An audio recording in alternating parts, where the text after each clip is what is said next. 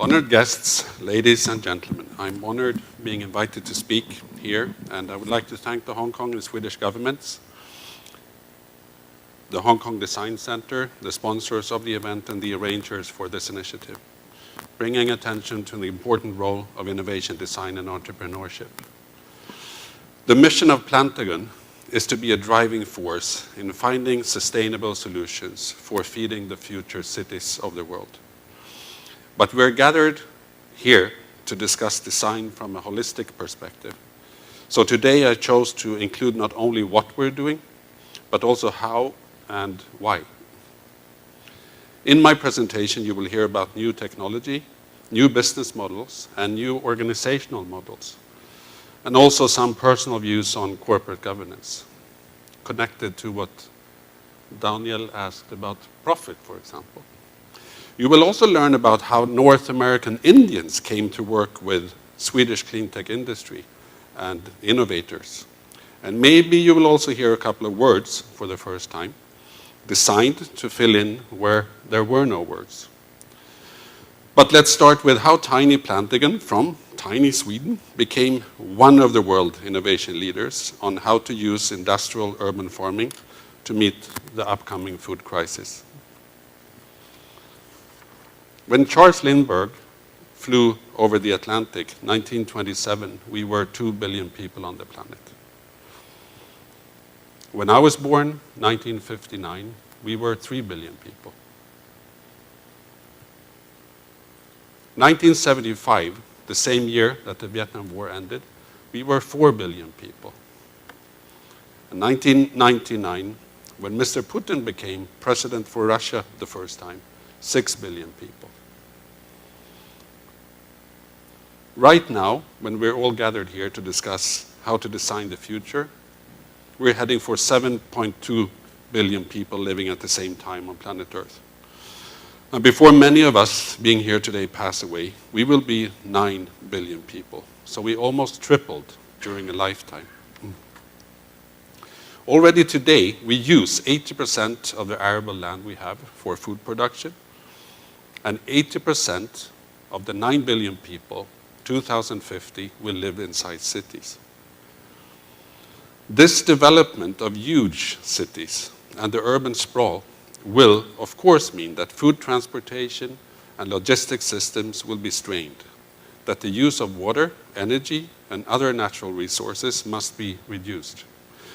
In practice, we need to grow as much as possible on the ground area used, using as little water and energy as possible, and move crops closer to the consumer. We also need to protect our crops from consequences of climate change. So food security and food safety has become a matter of feeding the city, one of the main challenges of the future. And as I said, the mission of Plantagon is to be a driving force in meeting this challenge and find sustainable and resilient urban agriculture solutions in time.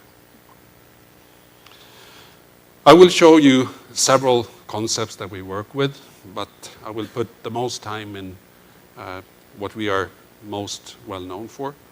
That's the founding concept of Plantagon, the vertical greenhouse.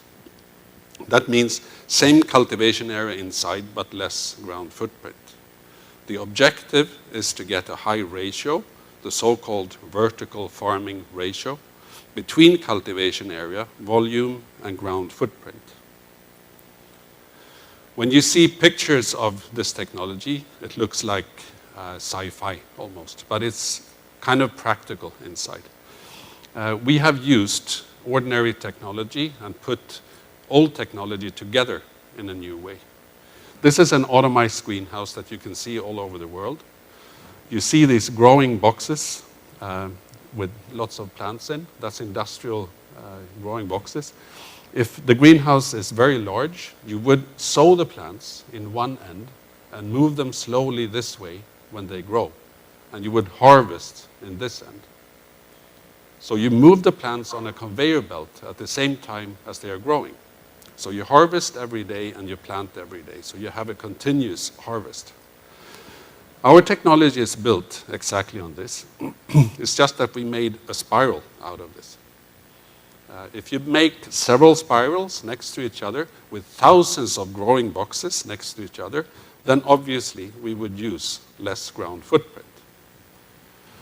The building constructed like this would also let very much sunlight into the core, because many vertical farming projects have, of course, a problem with sun shading. You have horizontal layers, and then you get no sun into the middle of the building, and then you have to use very much LED lights.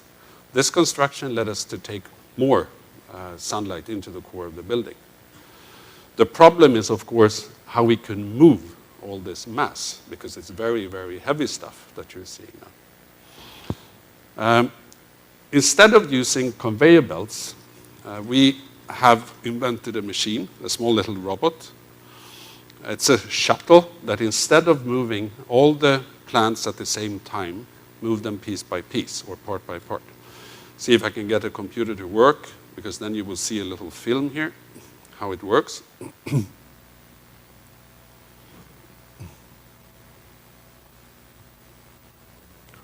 So if you can imagine a static rail around the center of the building, where you put all the boxes next to each other, of course with plants in, then instead of moving them at the same time, we use this little robot.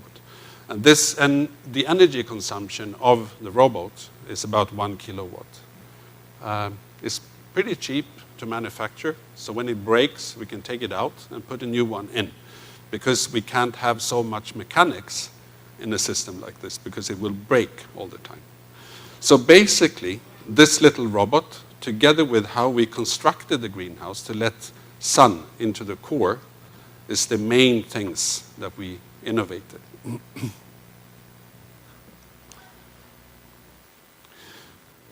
So actually, going vertical with the crops was not our biggest challenge. It was, how could we do it without spending too much energy? And how could we do this without using too much water? How much could we recycle? Could we have a closed system so that we could grow our food inside a polluted city? That was the main big challenge for us. Before I continue, see if it's...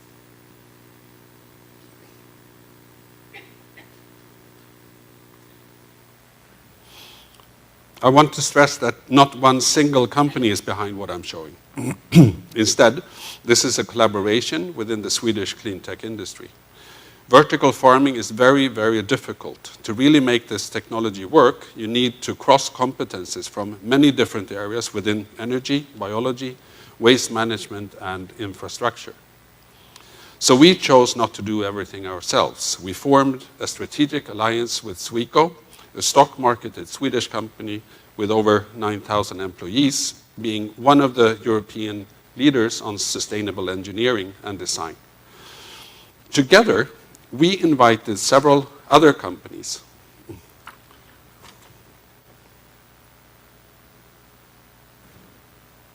Something wrong with the computer. Within the Swedish Symbiotic group, a government initiative for clean tech companies. And we found other powerful partners. What I'm saying is that even though many initiatives around the world tries to find solutions for urban agriculture, as far as we know, we are the only group of companies crossing over technology boundaries to find a practical and also economically viable solution. So we combine Swedish on-the-shelf knowledge for sustainable city planning, sustainable engineering, and design with our innovations for food production. We brought the food issue into already existing technology. This design of collaborative work has been the main factor for our success so far. Today, after over 100,000 hours of research, development, and experience, we have several different solutions, of course, and we get up to 100 times more cultivation area than the ground area used. We don't consume any more water than what's being used by the plant, and we integrate the greenhouse into the city infrastructure. I will get back to more how we do that. But this is where we started, a standalone vertical greenhouse with a vertical farming ratio ranging from 4 to 10, depending on size. This was the concept that we brought to the market in June 2009. We happened to introduce this idea when the Chinese 12th five-year plan was coming up. And in that plan, food security and food safety was a very, very important issue. After experiencing an enormous response, especially from Chinese cities, but also cities all over the world, we realized that our innovation needed to be developed further. We needed to adjust to the real estate market. The real estate developers would, of course, be financing all construction work in the city, and even though they too understood the need for smart food supply in the cities, well, to them it boils down to how much return per square feet you can make. In real estate business, it's actually on the third digit. They like green buildings as they create added value, so why not use our technology to make the buildings really green, even turn them into food production industries? Earn money on selling food while making the city more green. The helical system developed into a system possible to include in office buildings, hotels, or even homes.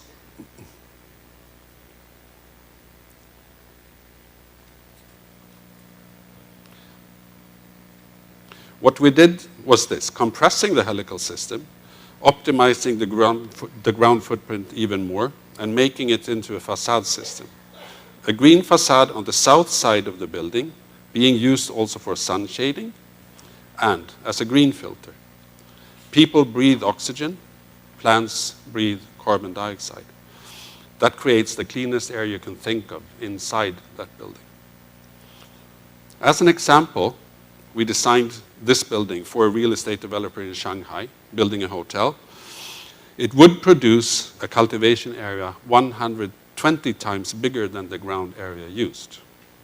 This building would produce 8 million pounds of vegetables each year, using an extra ground footprint for the green facade of 2,100 square feet. So this is where we are today, self-standing greenhouses and what we call multifunctional greenhouse buildings. We now focus on the latter. As you can see, they are designed differently depending on the geographical location due to maximizing the input of the direct sunlight to keep down the use of artificial light. It's not a standard product. It's technology being used to develop super green real estate. Right now we have 18 international patents approved, 41 pending, and 9 design patterns, protected in 43 countries. Our very first project to start was in Sweden. In April 2012, we had the groundbreaking ceremony for our demonstration plant for the temperate zone in Linköping, 2 hours south of the capital, Stockholm. It will be finished sometime during 2016. It's a 65-yard tall office building, producing 700,000 to 1 million pounds of vegetables each year on the south facade. In the background, you can see the district heating power plant using waste to produce energy. And on the same distance this direction, you would have the local biogas plant. So the reason for us to put the greenhouse here is that we wanted to connect the greenhouse to the existing infrastructure. We're building a food system into an industrial symbiotic system, a partnership between Plantagon, the municipality, the local energy company, and the local biogas plant. The greenhouse gets district heating from the power plant. That gets its energy from burning waste. We get excess heat and carbon dioxide from the biogas plant. And the leftovers from the greenhouse goes into the biogas digester. This way, we turn 3 different waste products into tradable goods, and we make environmental work profitable. We can't go into all these figures here, but the most common question is, how long is the return of investment on the green facade? Depends on the size, but in this case, it's about 5 to 6 years. So there are better business to do in the world, but it's not that bad as you could think. It depends very much on how you rig the local business model, of course. The building in Linköping will be positioned as a World Food Center, including a research and development institute for urban agriculture in the temperate zone. The features of the building will be unique, of course. You will sit inside, see the vegetables slowly move and grow outside your office window, at least if you're on the south facade. And then we will also invite local organic farmers to sell their produce in the Planta store at the bottom of the building. One problem with vertical farming and all city farming is that you can't produce so many things at the same time. It's almost monoculture that you produce.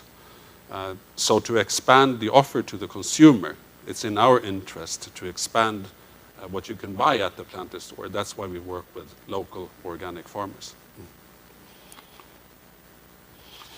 We hope for a green, sustainable expansion of the city in this area. The vertical greenhouse attracts more sustainable companies and innovations, and we hope that it will have positive impact on how the whole area develops during the next 10, 15 years. The World Food Center in the middle of the Symbiotic city, that's our vision, but that's of course up to the local government. Don't know what's the problem with my computer. Always works in the office. And nothing works, not this either. Okay. Coming on the market late 2009, we so far have representation offices in Stockholm, Onondaga Nation, Mumbai, Shanghai, and Singapore. On all sites, we work together with leading universities, local government, and private investors. We're seeking a triple helix platform as we are breaking quite complex new ground within real estate, food supply chain, and also consumer behavior. We put all our efforts into the development of industrial and scalable solutions for the future cities of the world. We don't do rooftop gardening or hanging walls for decoration, as we don't think that's enough. If you Google vertical farming, you will see all sorts of fantastic designs and projects that we believe will never ever work. Not from an energy perspective, not from a sustainability perspective, not from an economical perspective. Urban industrial agriculture is not easy. It's kind of the rocket science of farming. So we cooperate broadly with both the public sector and the universities. In Sweden, with several universities, in China with Tongji University in Shanghai, in Singapore with the Nanyang Technology University, and here in Hong Kong with the Polytechnic University. Together we came quite a long way on this road. I told you already about the project in Linköping, and we're working on clean and safe systems for rooftops on grocery stores in Sweden. I'm sorry I can't tell you together with whom, but it's a big Swedish firm that soon will start producing their vegetables on their roof and deliver right down to the consumer without any transportation. I'm sorry, Scania.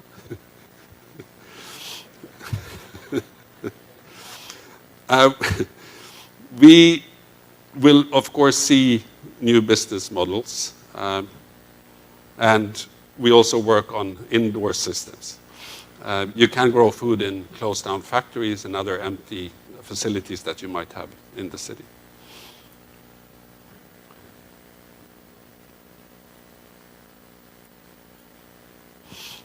Maybe we will see organic city hubs like this one, designed for the Chinese city of Wuxi, now in the beginning of urban agriculture.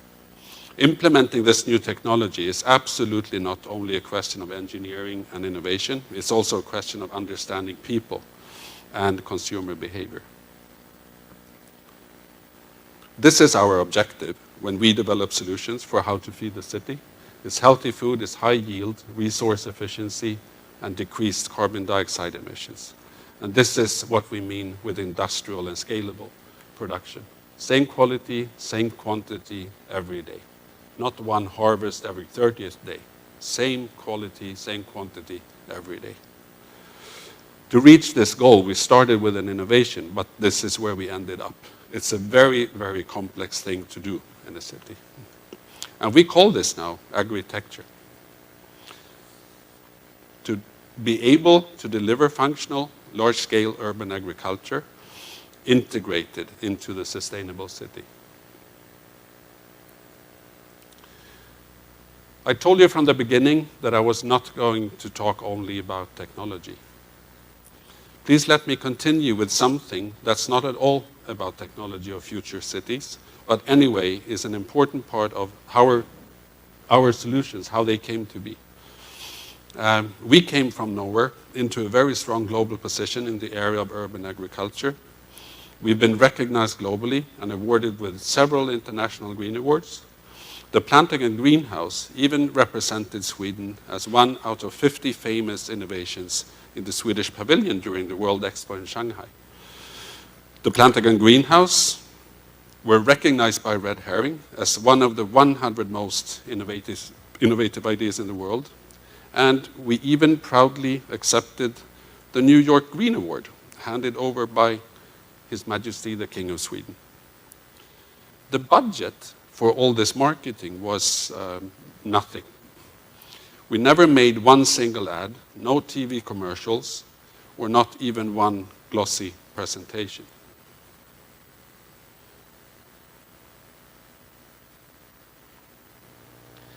It wasn't the marketing at all that created our brand. Instead, it has to do with how we designed our business model. Today, many argue that there is an imbalance between global economic powers and political forces. An imbalance which allows for capitalism to dominate and greatly affect our environment, human rights, and the distribution of resources. There seems to be a growing suspiciousness towards corporations claiming we want to do good. And we felt that we had to prove ourselves some way to distinguish Plantagon from others promising about the same thing as we are. During the past 20 years, I work now and again together with NGOs and business schools on alternative organizational models that assumes the effectiveness of the company and at the same time creates a balance between economic forces and social responsibility. So we discussed how could a company be organized to totally integrate corporate social responsibility. We became a hybrid between a for-profit company and a non-profit association. This is our way of trying to respond on the fast-growing demand on companies to be transparent and inclusive towards the society, and trying to find balance between commercial thinking and more idealistic principles. Some people call it corporate citizenship, some call it inclusive capitalism. We call it the companization. It's a blend between the action-oriented commercial organization and the more inclusive and democratic nonprofit association. When we introduce this idea, it's what we see as a model for third-generation CSR work. The first generation created guidelines. The second generation was accountable to the guidelines. The third generation integrates ethical guidelines into the articles of association and bylaws, thus obliging the organization to follow them. We don't claim this to be the solution of everything, but we're trying to find out if this can be part of future solutions on doing well or going well by doing good. And people all over the planet tell each other about us, that we are like this. That's what built our brand. I will give you a brief discussion or description of how this model works. When we started Plantagon, we founded both a for-profit company and a non-profit association at the same time, the same day, the same founders. We implemented an ethical framework into the company's articles of association, and by doing so, moral issues are introduced into an otherwise purely economic forum. We chose to implement the UN Global Compact and the Earth Charter as our framework. It took me actually 9 months in Sweden to get our articles of association passed by the authorities, because by bringing ethics into an economic discussion, you might see it as you stop yourself from doing anything you can to maximize your profit. And according to the authorities, that might not be allowed. But we had to argue, and we did win at the end. So today we have ethical frameworks in our Articles of Association. We then put the same ethical framework into the non-profit association. And we gave away 10% of our shares to the non-profit association. In the non-profit association, we created also members' participation in economic growth. So we introduced in the non-profit side economic issues where there would be normally only an ideological form. The members of the non-profit side, they appoint their own board. And that board appoints the management of the association. The owners appoint the company board. And of course, the board appoints the management of the company. But here comes the most controversial thing that we use. The board of the non-profit association, despite its minority share, is responsible for appointing 50% of the company board members. We think when the Articles of Association, bylaws, steering documents, and reward systems regulate the activities, the management and board members of both organizations become personally responsible to execute their work according to these guidelines and find a balance between commercial and ideological driving forces. In Plantagon, we can already see increased legitimacy, productivity due to the synergy created in recruitment processes, innovation development, networking, and much more. So there we are, doing business after designing a new organizational model. Will it work? Well, so far so good. Plantagon wouldn't be here without that way of working. That I know. I was thinking of leaving this out, but I have to tell you this. It's kind of interesting. If you become a member in the non-profit side of Plantagon, and if you stay for 10 years, or if you pay your membership, €10 a year, if you pay 10 years in advance, then you get this closure right. It's a generation share that we call it. It gives the holder an individual share of the 10% that would go to the non-profit side in case of Plantagon being sold. The problem is that it's totally worthless to you today, economically wise. You have to pass it along to your descendants, generation by generation, then it will finally become a real share. The 7th generation, the 7th holder, will cash in what you were smart enough to grasp today. Of course, this is mainly a way of us for symbolizing what we mean with long-term perspective, but it is still a true story. The value of the generation shares being given away today is estimated by one of the leading IP firms in Europe, Groot, to 85 million Hong Kong dollars. So this is a way that we share our economic growth with our members. But as I said, it's worthless to you today. You have to pass it on. To get real shares, you actually have to invest in the company. But as far as we know, and according to the tax authorities in Sweden, this generation share is the only non-taxable share in the whole world. So if you want to become a member of Plantagon, then you can send me an SMS saying 7, and I will email back to you as soon as I can. When it comes to the companization, I did wrote a book about this. It's a super boring book. But if you send me another SMS, I will email it to you for free. My colleagues forced me to write this book, so because it's lots of details in how we organize. And to me, I was working with it for such a long time, so it's always easy. My colleagues, they don't think it's so easy, so they forced me to write this handbook. Okay. Ending up my presentation here. Why do we take on so many difficult challenges on the same time? Can this really be the straightest way to success? Well, it depends on how you measure what's straight and what you mean by success, I guess. Plantagon works with something very important, that's food. We will develop technology and solutions that many people will depend upon. It gives us a very high social responsibility. We say we're working for the common good, that we want to solve an upcoming food crisis, but how do we protect others from us using our position in the wrong way? From now, I want to share with you some private, personal reflections from me, a guy trying to change the world to a more sustainable place by doing business for the last 35 years. And I will start with a story, a very private story.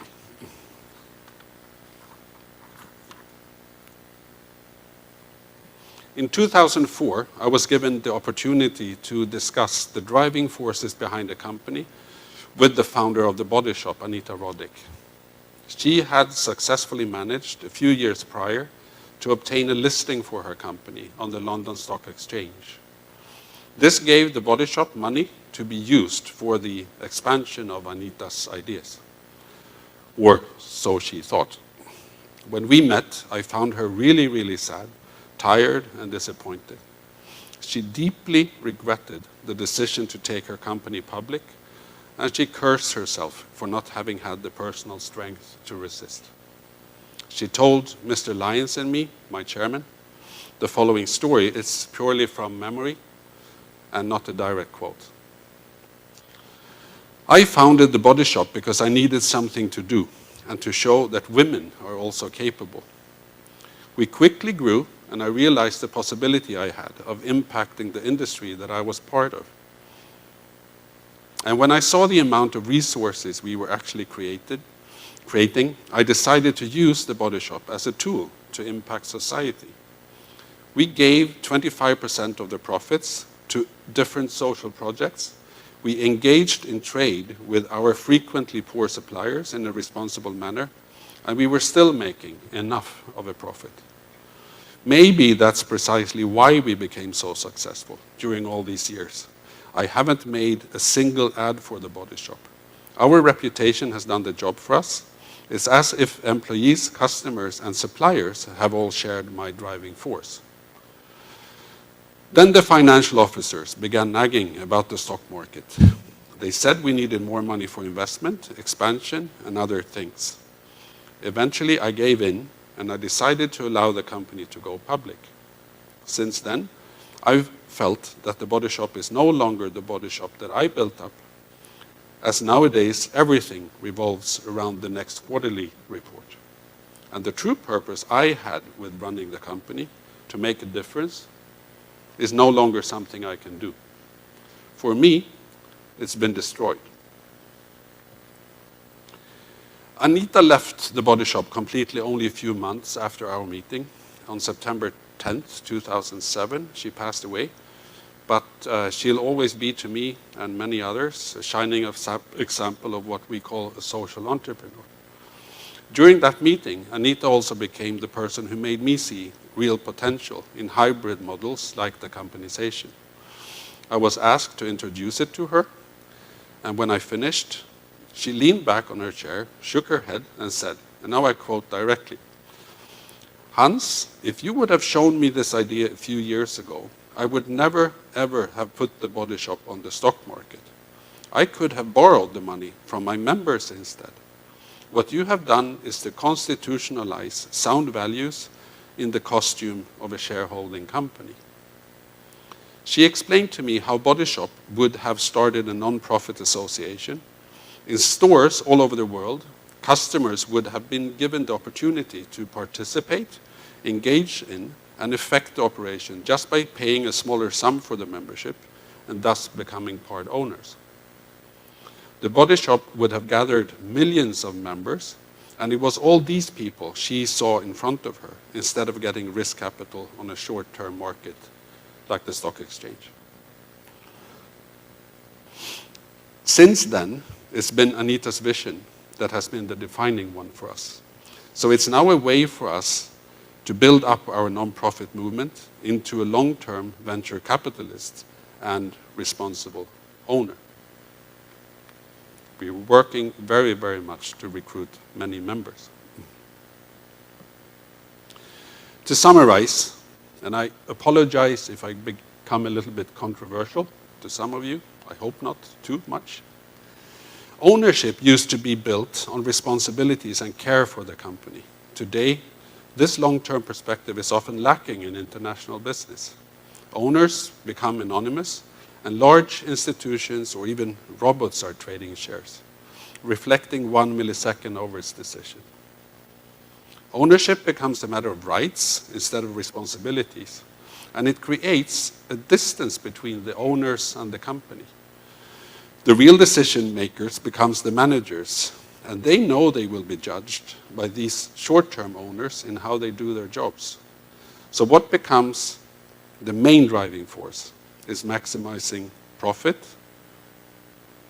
and a short-term perspective, as you will have to focus on the next quarter in such companies. It's not some sort of evil, unethical behavior by anyone. It's just the way it is. But it fosters greed.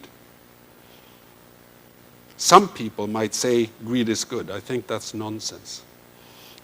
Greed often blinds your real values and sound judgment, and it creates big risk for how the company handles human resource, reputation and risk management, and marketing and sales. And you all know how many times we've seen companies and brands being destroyed by this. There must come a change where enough is enough, just like Anita Roddick said. I personally believe that's a value change we need if we're going to survive. A system built on unsound values and greed will of course not lead to a sustainable society. As a Swede though, I'm very proud to be able to say that there are quite a few very large Swedish companies being role models on this area, going well by doing good, being forerunners with environment and social responsibility, such as my colleagues from Sweco, one of the companies I admire the most, because they always have to develop new sustainable solutions for sustainable cities. And I also know we have H&M here, maybe not in the audience, but here at the conference. That's a global company doing even more social work than Body Shop used to do. Then we have IKEA, of course, and Christopher also told us about what Scania is doing. The first three, Sweco, H&M, and IKEA, they have family owners still that really do care for the company. And I believe that's one important reason why they perform so well. Maybe you know this already, that already 1759, what we call the founding father of capitalism, he actually wrote this. This disposition to admire and almost to worship the rich and the powerful, and to despise, or at least to neglect persons of poor and mean condition, though necessary both to establish and to maintain the distinction of ranks and the order of society, is at the same time the great and most universal cause of the corruption of our moral sentiments. He's kind of shooting capitalism in its own foot, 1759. For a very long time, we had a business community built on values like this one, stated by the Nobel Prize winner Milton Friedman. Especially during the 80s and the yuppie periods, some of you might remember, this was the paradigm. Talking about sustainability, responsibility, and values at that time was not easy. Most of the time, people were actually laughing out loud. But it changed.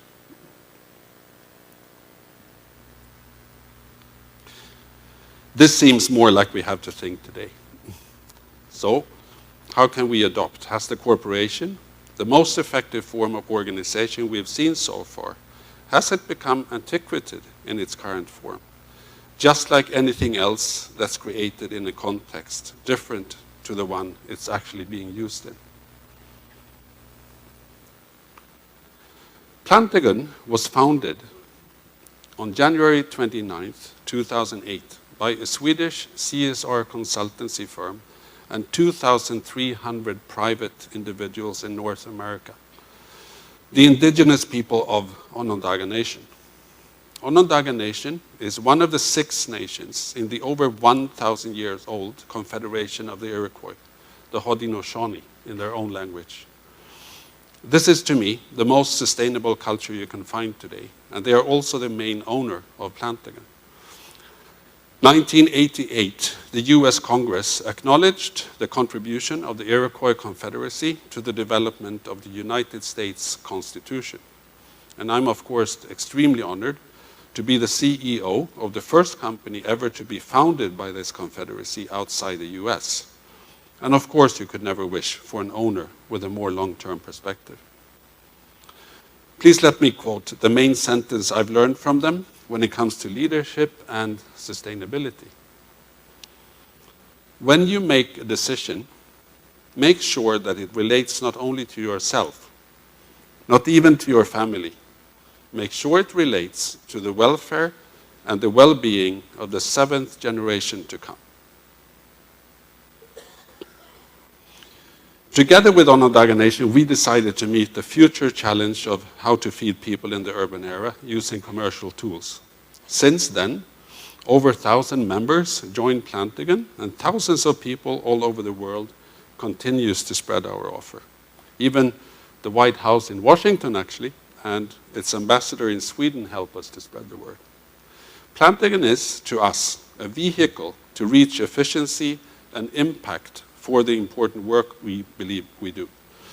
My owner's instructions to me 2008 were, show that sharing and responsibility is as profitable as greed and irresponsibility. Many CEOs would like to have that kind of owner, I can promise you. The Plantagon logo represents all time, eternity, that's the ring. Human history begins with the left arrow, leading to this day. The right arrow is the future, all the actions we will take from here. And right now we are at the middle. Hopefully we learn and understand from our history what we need to know to create, to design the future we want to have. And it's right now, in between, we make the decision. But whatever way we choose to go, we will have to agree that business as usual is over. Honored guests, ladies and gentlemen, my warmest thank you for your attention.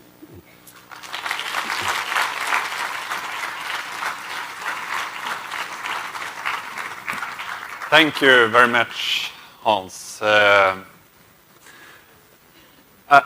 just wonder, you seem to be really engaged in people, and it's very much about sharing. Yeah. Do you think sharing is one of the key words within sustainable? I think sharing is a key word to life itself in a way. Yeah. I mean, everyone is sharing normally, but we think that we can't share when we do business. Of course we can share.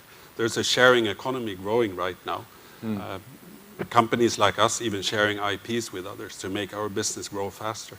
So I think sharing is coming back. It hasn't been gone for such a long time, though. When my father created his company during the 1950s and 60s, in our country, then sharing was a way of doing business. You could trust each other, and you didn't have exactly this short-term perspective. It's pretty new, and I think it's not so well-functioning either, that you have to compete too much. You can work together and you can share. I agree. I think I myself is an industrial designer, and I also work a lot with community-based projects. And I think the key there is very much about create the shared values, the shared understanding, and the shared vision about what we are doing together. And I think talking about the design, we have tools within design to work in that manner. Yeah. How much do you work with design as a design thinking, design processes? I think everything we do, we see as design. Not the way that Scania and an industrial company is working, but of course we design our products, but also our processes. So to us, almost everything is design. That's why I think a conference like this is extremely important, that designers realizes the impact that you have, because I'm not a designer, on how the future will actually be. Because it's not only designing stuff, It's also designing how we think, I think, even if that's a very, very broad perspective, of course, of design. But to me, designing Enter Plantagon is very much everything that we do. We will have a short break. Does someone in the audience have a question for Hans? That you want to speak out loud? Do it now. Sorry I took too much time, but I had problems with the computer. I had to look for the pictures down here all the time. Yeah, but give a big hand for Hans again. So. Thank you. Thank you, Hans. Thank you. So we have 2 speakers left. After the break, I think we will continue. 4. That's in 10 minutes or so? Yeah. Good. So then we will continue with CL Lam.